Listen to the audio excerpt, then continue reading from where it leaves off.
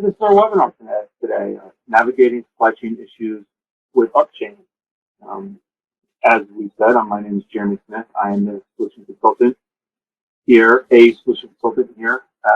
IMAGINiT Technology. This will be a pretty informal webinar today, more of a coffee table type discussion where I'm just going to get into Upchain and point out some things that we think are pretty cool about the software and how it can help with any supply chain issues in your company. Quick couple of facts about me so you know where I'm coming from when I talk about this. Is I'm a mechanical engineer with some would say is a good amount of product design and manufacturing experience. I also have some time doing DevOps and system administration, so really where web and technology meets product design and manufacturing right there. So where they need, that's going to talk about Upchain. A lot of what I'm going to be talking about is from somebody who has spent a lot of time worrying about revisions and getting things shipped and meeting deadlines and releasing new POs. So quickly, a couple of facts about me. We'll also make this quick. I got to do the marketing portion of this. Talk about us here at IMAGINiT Technologies. I've been with this company for 2 years now, a little over 2 years, I guess. And I'm not going to read all of these bullet points, but the big thing here is that we are a huge team of technical experts across a variety of industries. I mean, everything from construction and building to product, as we mentioned, the simulation and augmented reality. Basically, the takeaway from this is that if you design or make something, we have the expertise that can elevate your company, either from with technology to make that better, improve your business processes and any of those technological challenges. Along with that, we are an Autodesk Platinum VAR and also Autodesk largest service providers, which is where Upchain falls in. Doing a PLM implementation usually takes some amount of implementation services work and/or integration if needed at that case. So we will be talking about Autodesk product called Upchain. This is a relatively new acquisition from Autodesk, and what's exciting about it is that it is a fully cloud-based PD and PLM platform. Maybe you've heard of Vault, but it wasn't a good fit for your company, or maybe you've heard of Upchain and just haven't been busy having to learn more about it, or maybe you've never even heard about Upchain. That's what I'm going to be doing today, just giving a quick tour, showing some things off about it, and maybe showing some solutions and things that it can do to help elevate your procurement chain within your company. Like any good PDM system, PLM system, there's a lot of capabilities and modules and things that you can do. For this particular case, I'm going to be focused on supplier management and some materials, because those are what's usually most important to the supply chain. But as you see, as I flip around and do things, we'll touch and see some of this other stuff. But in this case, we will focus here. So when focusing on supplier collaboration, really the underlying theme here I'm going to try to show is transparency in the data that is associated with your product, and how democratizing and distributing that data across your organization can help remove barriers in supply chain. And then not only across your organization, but then even outside to your vendors and your suppliers. Since this is a cloud-based system, you can give them access to it, albeit commissioned and controlled access, but it helps bring them into that chain and ensure that they are working on the latest revision. And that information is readily available to them, even to the point of being able to quote within the system and ensure that they're working off the latest drawings. So you get accurate quotes, and you're not worried about what email was sent out with what drawing. So you probably hear me use that term transparency a bunch. but that will be the backbone of what I'm trying to show here. And so without further ado, I will get to the exciting part and actually fire up the software and start to show you around it. So as I said, this PLM solution is cloud-based. So when as a customer will get a tenant that's specific to them that can be accessed from a web browser. Your users and your the employees of the company will be logging in here, but also logging in can be your suppliers and vendors, as I mentioned. When you land here, you have what's called a dashboard view with all the things that you would expect to see in any SaaS-based type software nowadays. Your most recent your tasks that you need to do, your most recent activities, any of the other things that are associated with the project or the stuff that you're working on at that time.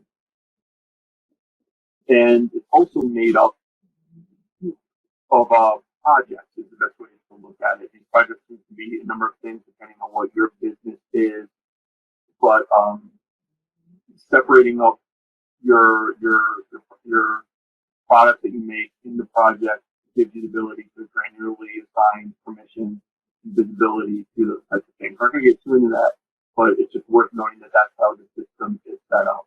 So it can help with multiple departments and what's important to them having the access to the project here at that time. So with that, we will jump right into this Plant 2 project that I have. And what everyone is probably most interested in is what does this look like from a PLM standpoint. So as I get into this plant project, I have multiple top-level bombs associated here. So this could be a product line with multiple types of products or configurations of your product. There's a number of different ways to be organized. But the point is that the BOM information is here. So if I go and click on, say, this clamp assembly, you can see the BOM child structure here. And I think it's a little bit easier to read if I drag it over here. I like it this way. So you can see how easy that was to do to get the information that's important to you available. So you can see here that we have our BOM structure, we have our part numbers, we have a bunch of other information readily available. So what's nice about this is that in engineers you sort of creating in CAD the BOM, and there's a certain limited amount of information that's available with that. You take the properties in your CAD model. But there's a lot of other information that the rest of the company can use that's important, and this helps to distribute that and centralize it in one source of truth location. So as we go across, you can see that there, if I look here, you can see this part number.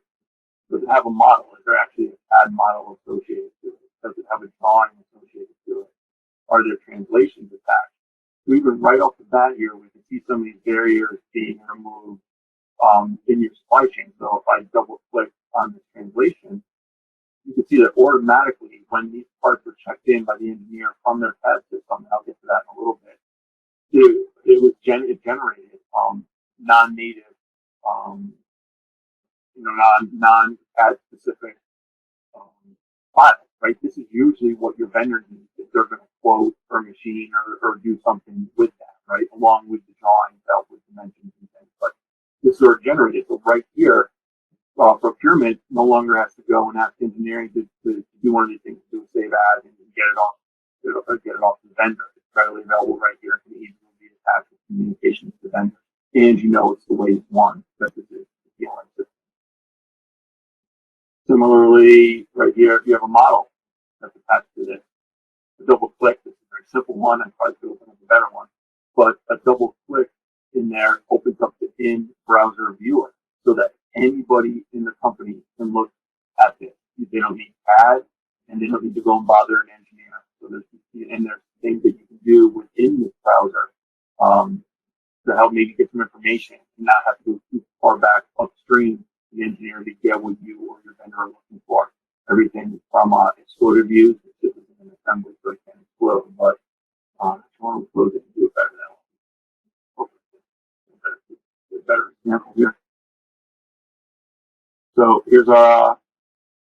here's our clamp assembly. I can explode it. I can see section views.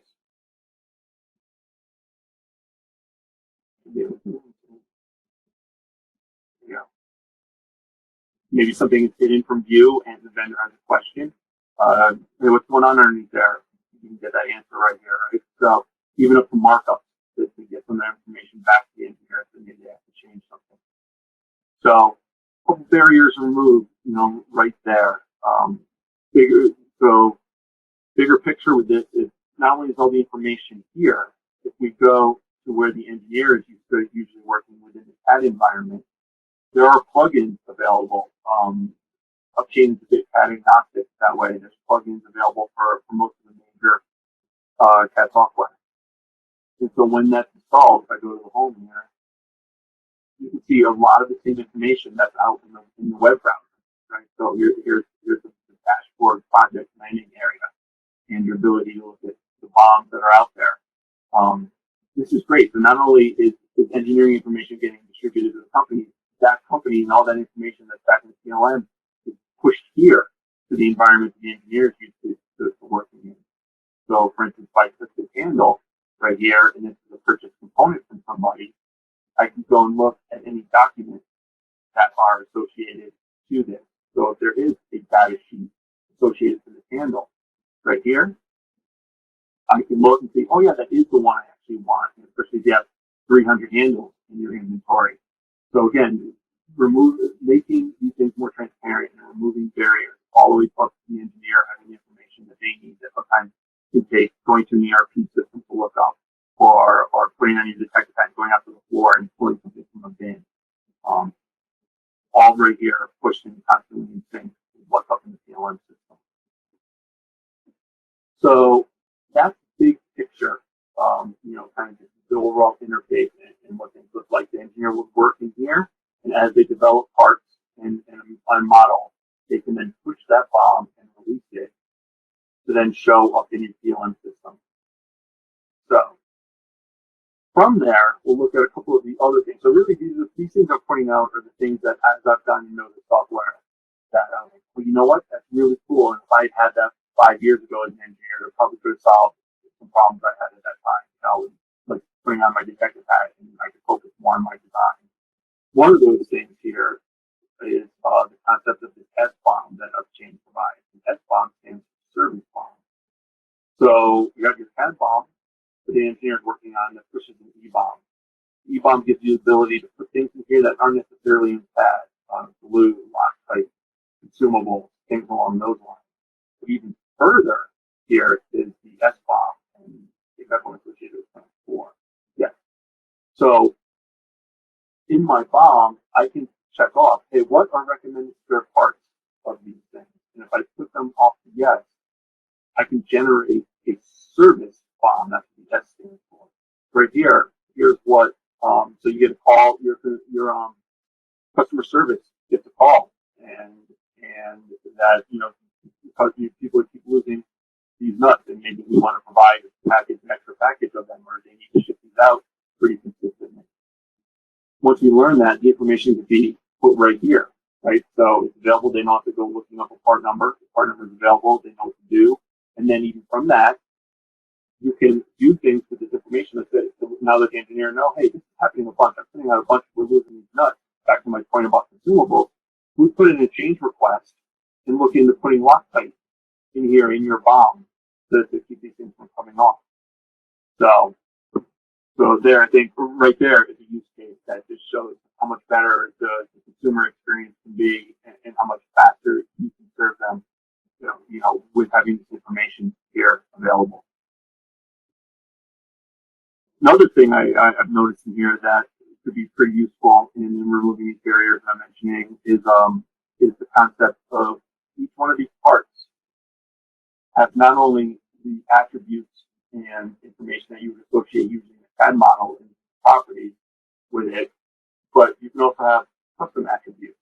In this case, I assigned a custom attribute for a lead time here for these components.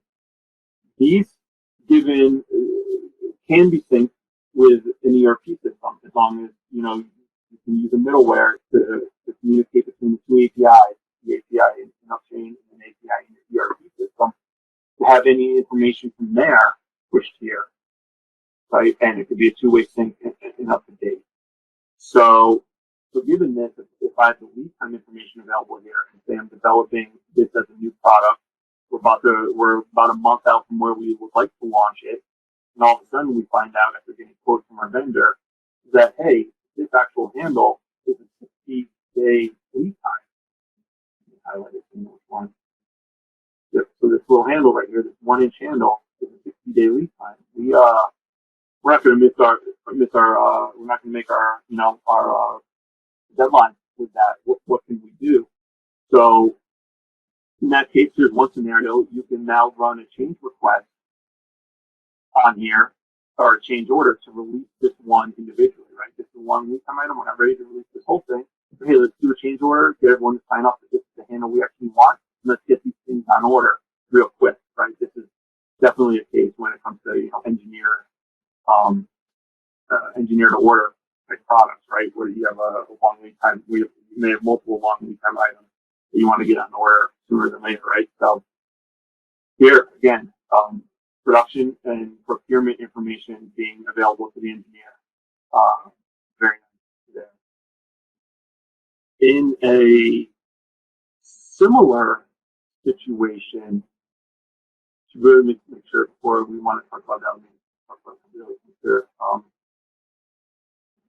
Yeah. So along with that, you also have cost information, math, some of this other information I think I glossed over earlier that is available out of the box, not being custom attributes that can help you make decisions, much like lead time cost may be a decision, or if it's part of a some sort of system or subsystem available, and other information like that. But the similar situation I wanted to talk about that, much like having a lead time issue, is if there's a substitution. So in this case, let's just say this isn't a brand new release engineer to order component. It's something you've been shipping for a while, you have some inventory, but you're running low on inventory. And in fact, that's even something you can push back here from your ERP system is a long lead time on hand quantity, right? But given that, if you have a substitute item associated to this, so in this case, MFG 0289 is a good substitute. It's already been validated and approved by engineering as a substitute for 299. I go look at what that is.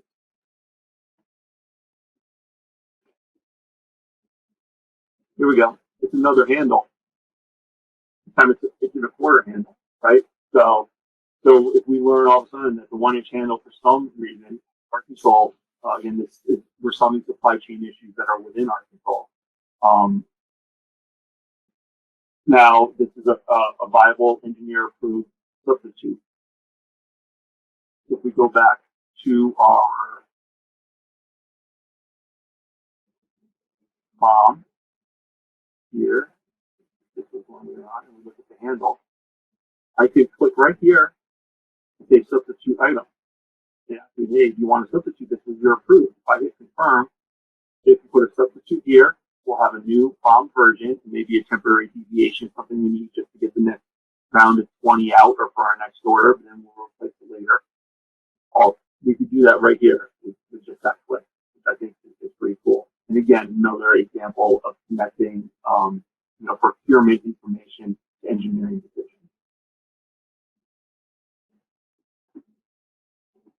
Moving along pretty good here. We have one more scenario that I wanted to cover. Make sure I didn't miss anything before we do that.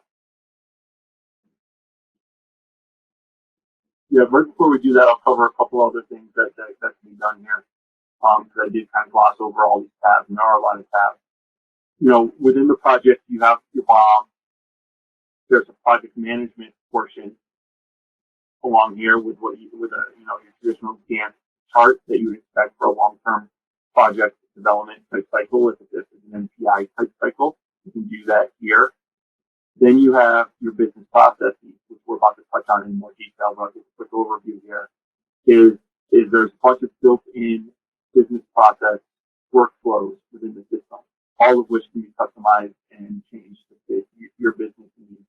Some examples here are just documenting some requirements that are part of the project.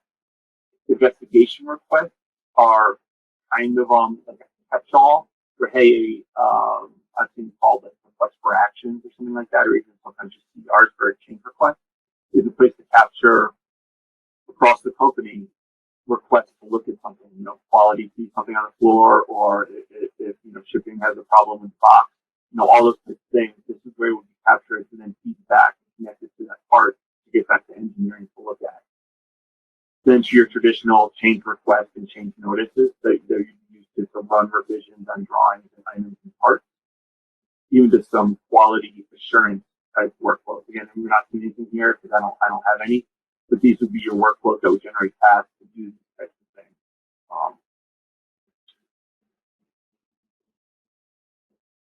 Then we have documents. And again, this is a PDM, PLM system. So it's not just about padding your items. You have full ability to control your documents. Say data sheets under rep control from your vendors or work instructions. And you want to keep that under revision control. You do that here.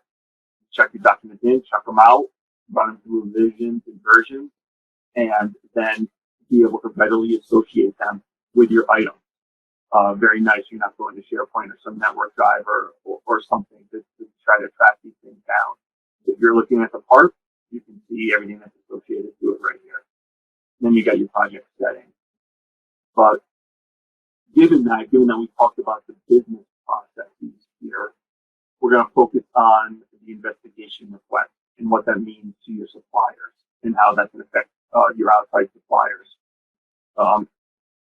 as part of your chain. So let me go back to a bomb here, and we'll show that this clamp here, if I look at that nut,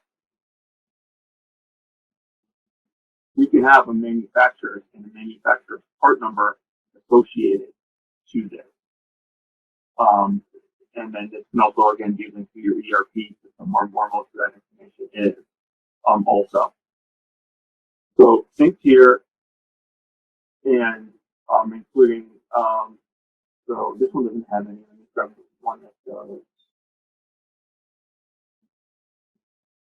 Yeah,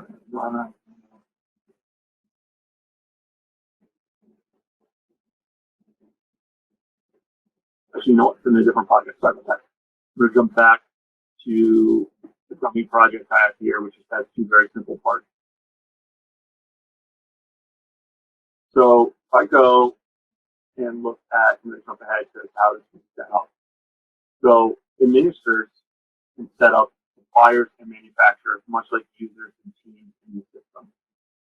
In this case, we have a couple of different dummy suppliers in here, and if there is no email associated to them, it's just useful to capture the data against the part. You say here's the supplier and or manufacturer. Sometimes they're the same, sometimes they're different. To that part, it can be associated there. The fun thing is that if you associate an email to that supplier and assign them a license, that user can then be a user in the system and be associated there. So if I then, and we can go to create a supplier, I can do that right here. And once administrator creates that supplier, and administrator creates that supplier, I go back out here and look at this child item. I have down here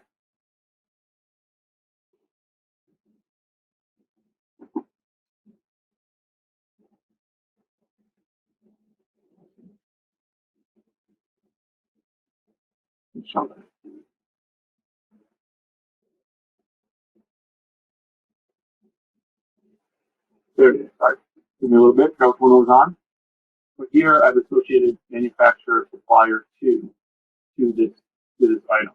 If that's the case, if I want to, I can create a new investigation request right here and say, please quote orders due for 10,000 units. I don't know, something like that. I make this a supplier RFQ, and out of the box workflow that's available in here, supplier workflow, I can take it to the assignee. I'm not sure why. Make sure I get the right one. I just can't find it. Make sure I get the right thing. I just on this one. Create investigation request. I make the supplier workflow. There we go. That's the one I want.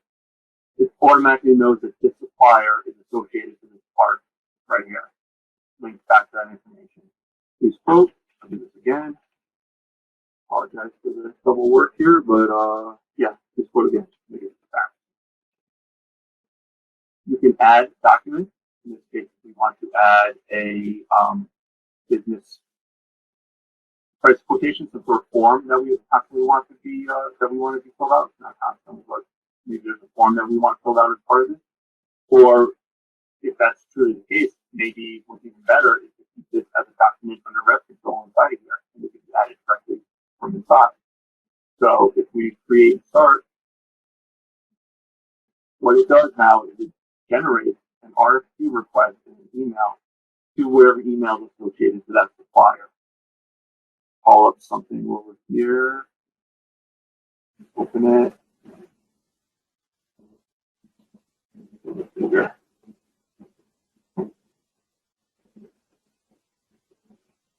So the email went out. I've got a capture of it, but with something like this, generated email with all the information that's put up in here with a nice quote. I'm sorry, a nice link, not a quote, to the supplier. And when they log in, we'll see only this information, a very limited view of this item, where they can then fill out this information, cost, any substitute number, their actual manufacturer's part number, any of that information that's needed, and then submit that back here, all within this system. So I think right now that's probably the biggest barrier that can be removed with the system in the supply chain. Having spent a lot of time back in industry trying to track down and my PowerPoint here. See if there aren't any questions. I haven't been looking at the Q&A panel, so I need a minute to catch up on that, but I appreciate it.